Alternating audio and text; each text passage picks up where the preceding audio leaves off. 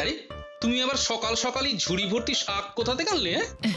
এই পুঁটিতে জমি থেকে কি সুন্দর জমি ভর্তি শাক হয়েছে, দেখলেই চোখ ভরে যায়। হ্যাঁ গো, আমাদের তো কতটা জমি পড়ে আছে গো, তুমি ওতে একটু সবজি চাষ করতে পারো না? তাহলে অন্তত টাটকা সবজিটা খেতে পারতাম। টাটকা সবজি খাবে? জানো জমিতে কাজ করা কত কষ্ট, রোদে ঘামে তেতে পুড়ে জমিতে কাজ করতে হয়। যাও যাও যাও, আর বেশি কথা না বলে তাড়াতাড়ি শাকগুলো ভেজে ফেলো। গরম গরম ভাত দিয়ে শাক ভাজা খেয়ে তারপর রাজবাড়িতে যাবো। সারাদিন খালি খাওয়া আর খাওয়া, কোনো কাজের বেলায় অষ্টরম্ভা। আমায় কিছু বললে নাকি গিন্নি? না না, তোমায় কিছু বলতে পারি? তাহলে আর এখানে সঙ্গের মতো দাঁড়িয়ে না থেকে যাও যাও, তাড়াতাড়ি শাকগুলো ভেজে ফেলো গিয়ে। যাচ্ছি। যাই, আমিও তাড়াতাড়ি স্নানটা সেরে ফেলি।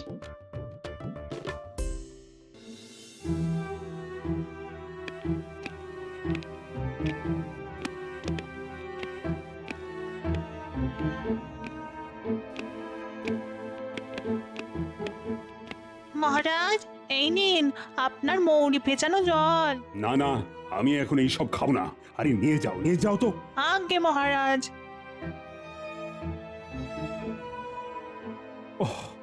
মন্ত্রীকে সেই কখন খবর পাঠিয়েছি, এখনো যে কেন আসছে না।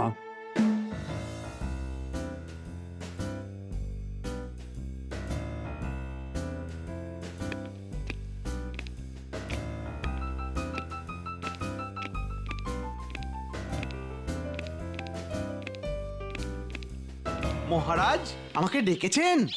এই যে মন্ত্রী, এতক্ষণে তোমার আসার সময় হলো? মানে সকালবেলা তো অনেক কাজ থাকে, সেগুলো সেরে আসতে একটু সময় তো লাগবেই মহারাজ। আচ্ছা ঠিক আছে, এখন কাজের কথায় আসা যাক। আচ্ছা, কোষাগারের অবস্থা দেখেছো? একেবারে শূন্য হয়ে গেছে। আচ্ছা, কি করে এমন হলো আমি তো কিছুই বুঝতে পারছি না। কারণ এই সব কিছুর পিছনে যে আমি কলকাঠি নাড়ছি মহারাজ। কি হলো মন্ত্রী, তুমি কিছু একটা বলো। মানে আমি আর কি বলবো মহারাজ, এটা তো হবারই ছিল। যা অবস্থা দেখছি তাতে যা মনে হচ্ছে কিছুদিনের মধ্যে কৃষ্ণনগরে অর্থাভাব শুরু হয়ে যাবে। কি বলছো মন্ত্রী? এটা হবার ছিল মানে? না না না না, তোমার কথা তো আমি কিছুই বুঝতে পারছি না। দেখুন মহারাজ, আপনাকে বাড়তি খরচ এই মুহূর্তে কমাতেই হবে। বাড়তি খরচ মানে? মহারাজ, আমি হিসেব করে যা দেখেছি, আমাদের রাজকোষের অর্ধেক অর্থ খরচ হয় রাজসভার সদস্যদের বেতন দেওয়ার জন্য। এই অর্থটাকেই আপনাকে সঞ্চয় করতে হবে মহারাজ। এই তুমি যে কি বলছো না মন্ত্রী, আমার মাথায় তো কিছুই ঢুকছে না। একটু ঠান্ডা মাথায় ভাবুন মহারাজ।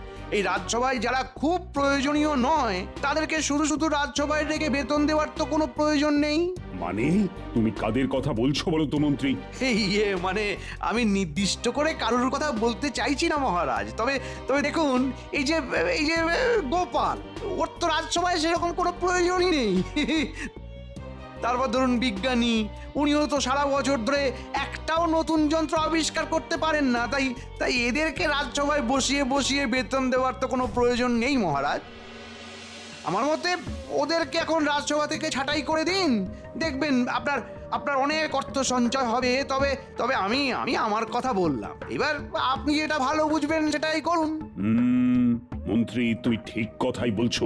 গোপাল, তারপরে বিজ্ঞানী, এরা তো রাজসভার কোনো কাজেই লাগে না। তাই এদেরকে রাজসভায় রেখে শুধু শুধু বেতন দেবার তো কোনো প্রয়োজনই নেই। না না না না, আমি আজই ওদের রাজসভা থেকে বরখাস্ত করব। এটাই তো চাইছিলাম।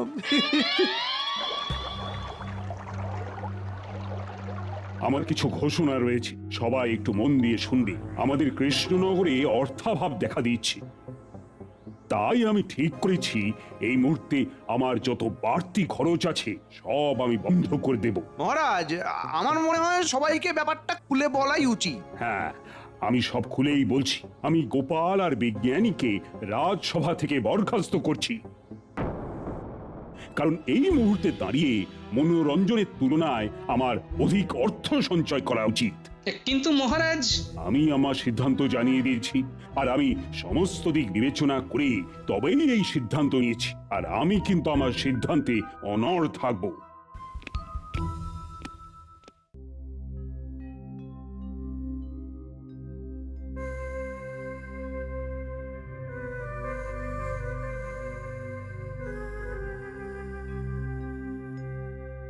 তা হ্যাঁ গো, বলি এত তাড়াতাড়ি ফিরে এলে রাজবাড়ি থেকে, হ্যাঁ? আর তোমাকে যে চুনো মাছ আনতে বলেছিলাম এনেছো? হ্যাঁ, আর চুনো মাছ, এইবার থেকে ভাত আর আলু সেদ্ধ খাবার অভ্যেস করো গিন্নি। ভাত আলু সেদ্ধ? কিন্তু কেন? গিন্নি, আমাকে আর বিজ্ঞানীকে মহারাজ রাজসভা থেকে বরখাস্ত করেছেন। উমা, সে কি কথা? হ্যাঁ গিন্নি, আমি ঠিকই বলছি। কৃষ্ণনগরে নাকি অর্থাভাব দেখা দিয়েছে, তাই মহারাজ আমাদের রাজসভা থেকে বরখাস্ত করে অর্থ সঞ্চয় করবেন। তাহলে আমাদের চলবে কিভাবে? সেটাই তো ভাবছি গিন্নি, কি যে করা যায়। কিছু একটা তো করতে হবে, না হলে সংসার চালাবো কিভাবে? হ্যাঁ গো, আমাদের তো কিছুটা জমি আছে, সেই জমিতে চাষ করলেই তো হয়, অন্তত ভাতের অভাবটা তো আর হবে না। হ্যাঁ, এই কথাটা তুমি মন্দ বলনি গিন্নি। তবে বহুদিন ধরে তো জমিতে চাষাবাদ করা হয় না। জমিটা কি এখনো চাষ করার উপযোগ্য আছে গিন্নি? কাল একবার গিয়ে দেখো না, তারপর না হয় অবস্থা বুঝে ব্যবস্থা নেওয়া যাবে। হ্যাঁ হ্যাঁ, কাল বরং একবার পুঁটির বাবাকে নিয়ে জমিতে যাব, বুঝলে? তারপর দেখি যদি কিছু করতে পারি।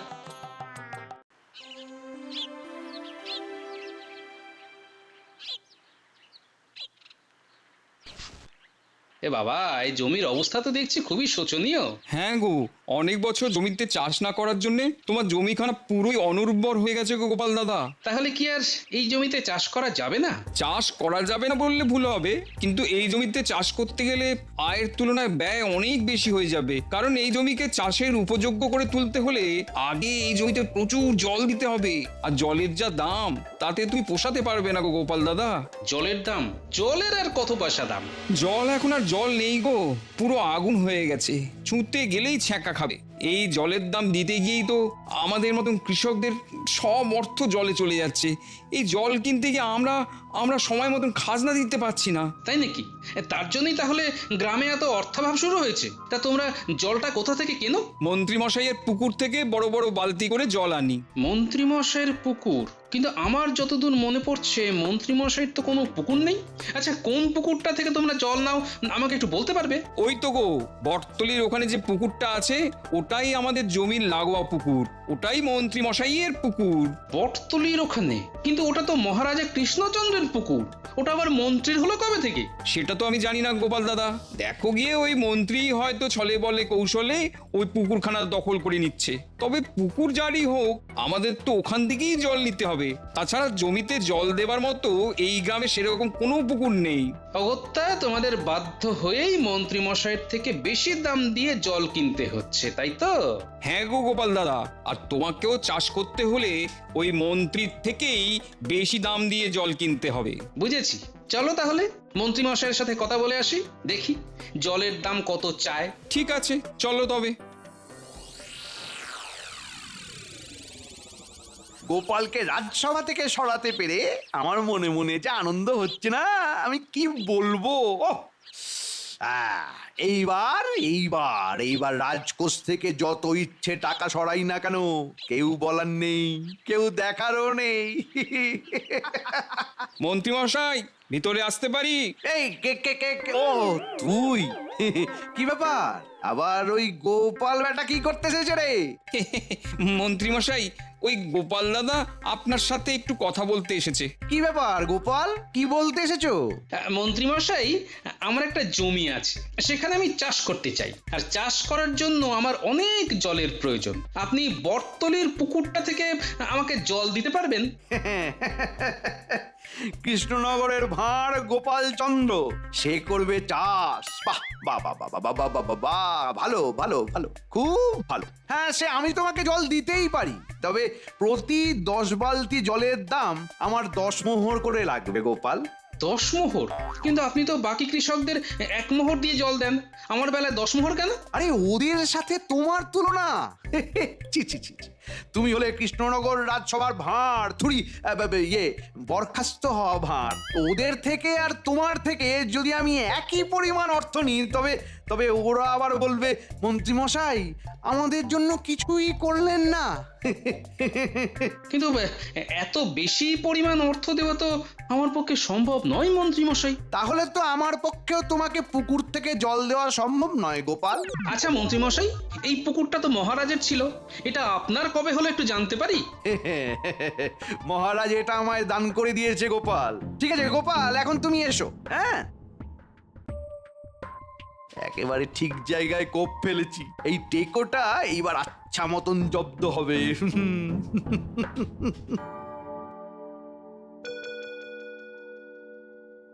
ওই মন্ত্রীর কুটবুদ্ধির জন্য আজকে আমার এই অবস্থা। ওকে তো আমাকে মজা দেখাতেই হবে, কিন্তু তার আগে আমার নিজের একটা ব্যবস্থা করতে হবে, নইলে তো গিন্নি আর আমি না খেতে পেয়ে মরবো। কিন্তু কি করি, জমির যে অবস্থা তাতে তো জল ছাড়া কোনো গতি নেই, আর আমার কাছে এখন এত অর্থও নেই যে মন্ত্রীর থেকে জল কিনবো।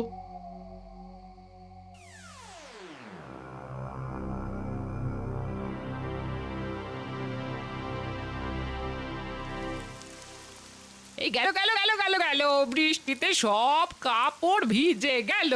হ্যাঁ গো, বসে বসে বৃষ্টি দেখছো, কাপড়গুলো একটু তুলতে পারলে না? বৃষ্টি, হ্যাঁ বৃষ্টি বৃষ্টি। গিন্নি পেয়েছি উপায় পেয়েছি গিন্নি। উপায় পেয়ে গেছি। হ্যাঁ?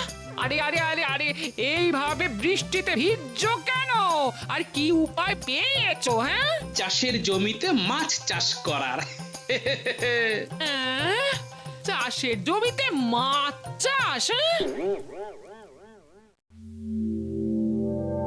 আরে আরে ওই দিকটা ওই দিকটা ভালো করে খুঁড়ো। আরে গোপাল দাদা, জমি খুঁড়ছো কেন? ধনরত্ন পেলে নাকি? ধনরত্নের চাষ করবো গো। ধনরত্ন চাষ? কি বলছো? আমি তো কিছুই বুঝছি না। দাঁড়াও, তোমাকে আমি বুঝিয়ে বলছি।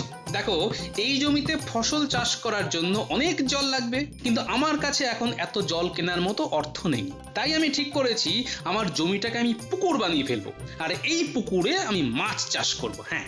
ওমা, তাই নাকি? কিন্তু কিন্তু পুকুর ভরতে তো অনেক জল চাই। প্রাকৃতিক জল থাকতে আমার চিন্তা কি গো? হ্যাঁ, ভেবেছিলাম বর্ষা আসতে দেরি হবে, তাই জল জল করে হাহাকার করছিলাম, কিন্তু আজ থেকে বর্ষা নেমে গেল। আমরা মুখ্য সূক্ষ্ম মানুষ বাবা, যা বলবে একটু খোলসা করে বলো না গো। তোমার কথা তো আমার মাথায় কিছুই ঢুকছে না গোপাল দাদা। আরে আমি বৃষ্টির কথা বলছি। এখন তো বর্ষাকাল পড়ে গেল, আর যা বৃষ্টি হচ্ছে তাতে 3 দিনে আমার পুকুর ভরে যাবে, আর একবার পুকুর ভরে গেলেই ওই পুকুরে আমি মাছ চাষ শুরু করে দেব। সত্যি গোপাল দাদা, তোমার মাথায় কত বুদ্ধি গো।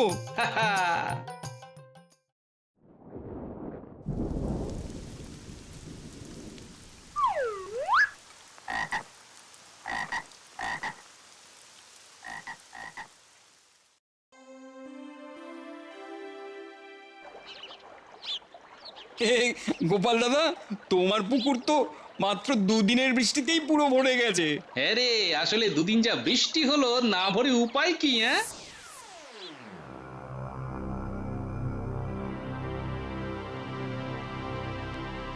এই আবার অন্ধকার করে এসেছে, মনে হয় বৃষ্টি নামবে। নাও নাও নাও নাও, এইবারে মাছের চারাগুলো জলে ছেড়ে দাও দেখিনি। হ্যাঁ তাই করবো।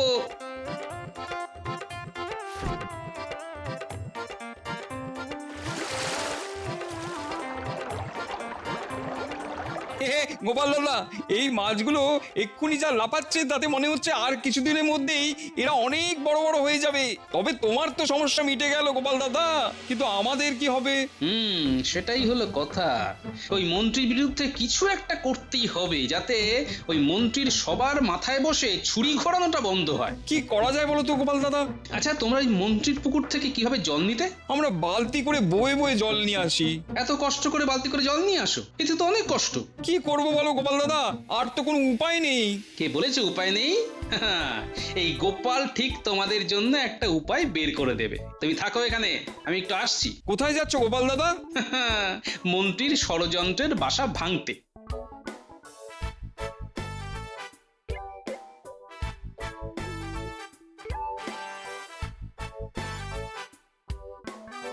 বিজ্ঞানী ঘরে আছো?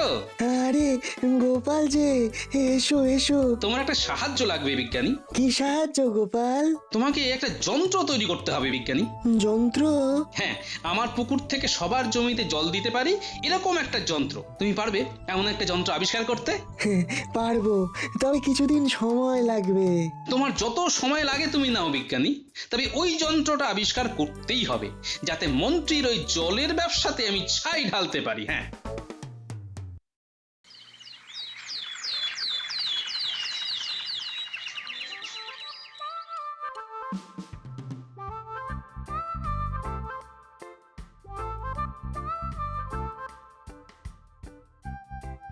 আরে মন্ত্রী মশাই কোথায় চললেন? একটু রাজবাড়িতে যাচ্ছি। এত দেরি করে রাজবাড়িতে যাচ্ছেন? আরে এখন তো মহারাজের কানে ফুসমন্তর দেওয়ার জন্য গোপাল আর রাজবাড়িতে নেই, তাই রাজবাড়িতে তাড়াতাড়ি যাবারও বালাই নেই। ভাগ্যিস বুদ্ধি করে গোপালকে রাজবাড়ি থেকে বের করে দিয়েছি। আর এখন তো গোপালের অবস্থাও খুবই শোচনীয়। আমার পুকুর থেকে জল নিয়ে চাষ করার সামর্থ্য নেই। ভাবছি এই সুযোগে জলের দাম আরো বাড়িয়ে দেবো, যাতে গোপাল কিছুতেই জমিতে চাষ না করতে পারে। হ্যাঁ, গোপাল তো তার জমিটা খুঁড়ে বৃষ্টির জল ভরিয়ে পুকুর বানিয়েছে। ওই পুকুরে ও মাছ চাষ করছে। আবার তো শুনলাম বিজ্ঞানী নাকি কি এক যন্ত্র আবিষ্কার করবে। সেই যন্ত্র দিয়ে নাকি গোপালের পুকুর থেকে সবার জমিতে জল সরবরাহ হবে। আহ, কি কি বলছিস তোরা? হ্যাঁ মন্ত্রী মশাই, আমরা একেবারে ঠিক কথাই বলছি। বিশ্বাস না হলে নিজে গিয়ে দেখুন। বটা ঘটাদের কথা যদি সত্যি হয় তাহলে তো আমার এতদিনের ব্যবসা মাঠে মারা যাবে। না না না না না না, নিজের চোখে না দেখা পর্যন্ত আমার শান্তি হচ্ছে না। যাই যাই যাই যাই যাই, নিজের চোখে একবার গিয়ে দেখে আসি। যাই।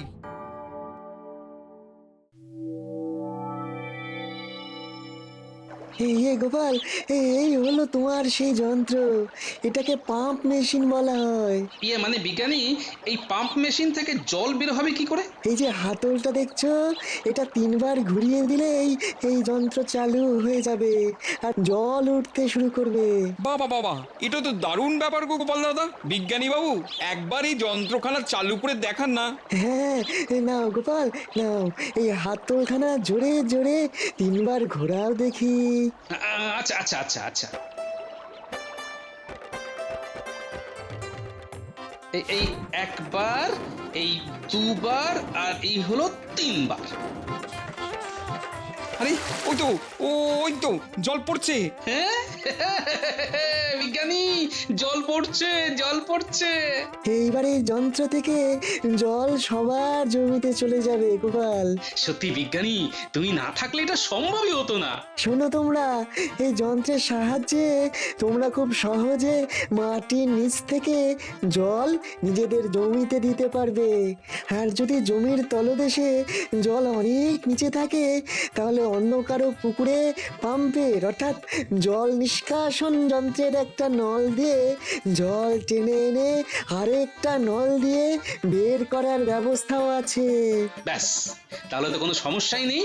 আমার তো পুকুর আছে, মাছ চাষ হচ্ছে, আর প্রয়োজনে তোমরা জলও নিতে পারবে। এই জন্যই বলে যার কেউ নেই তার জন্য ওপরওয়ালা আছে। আর গোপাল দাদা, তুমি না থাকলে আমাদের সমস্যার সমাধান হতো না। এইবার ওই মন্ত্রী বুঝবে মানুষ ঠকিয়ে ব্যবসা করলে কি হয়। আরে মন্ত্রী মশাই, আপনি আসুন আসুন আসুন, আমাদের নতুন যন্ত্র দেখে যান। এই ইয়ে মানে মানে তার মানে তোরা কেউ আর আমার পুকুর থেকে চাষের জন্য জল নিবি না, তাই তো? না, তোমার থেকে এত বেশি অর্থ দিয়ে জল নিয়ে আমরা মরবো নাকি? ভেবে দেখ, এখনো ওই গোপাল কিন্তু নিজের স্বার্থেই সব করছে, যাতে তোদের ঘাড় ভেঙে ও নিজের ব্যবসাটা চালিয়ে যেতে পারে। কে কার স্বার্থে কি করছে সেটা 1 মাস পরেই সবাই বুঝতে পারবে মন্ত্রী মশাই।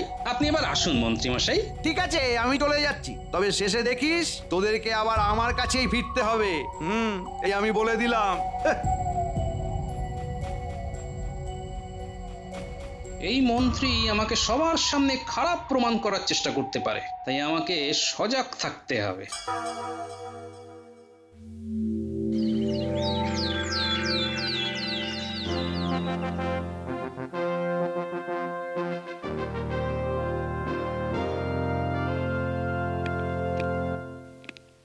আমার ব্যবসা খেয়ে মন ভরেনি, আবার এখানে চলে এসেছে টেকোটা। আরে গোপাল, তুমি? হ্যাঁ মহারাজ, এই নিন আমাদের সবার খাজনা, যা এতদিন অভাবের কারণে সবাই দিতে পারেনি। হ্যাঁ, সে ঠিক আছে, কিন্তু তোমরা এতদিন সবাই খাজনা দাওনি কেন? তোমাদের কারণেই তো কৃষ্ণনগরে এত অর্থাভাব দেখা দিয়েছিল। কোথা থেকে দেবো মহারাজ? মন্ত্রীমশাই তো আমাদের থেকে জলের দাম বেশি বেশি করে নিয়ে আমাদের পুরো পথে বসিয়ে দিয়েছিলেন। এই গোপাল দাদা আমাদের বাঁচিয়েছে। কি ব্যাপার গোপাল, কি হয়েছে? আমি তো কিছুই বুঝতে পারছি না। আমি আপনাকে সব বুঝিয়ে বলছি মহারাজ। ওই তো গো, বটতলির ওখানে যে পুকুরটা আছে ওটাই আমাদের জমির লাগোয়া পুকুর, ওটাই মন্ত্রী মশাইয়ের পুকুর।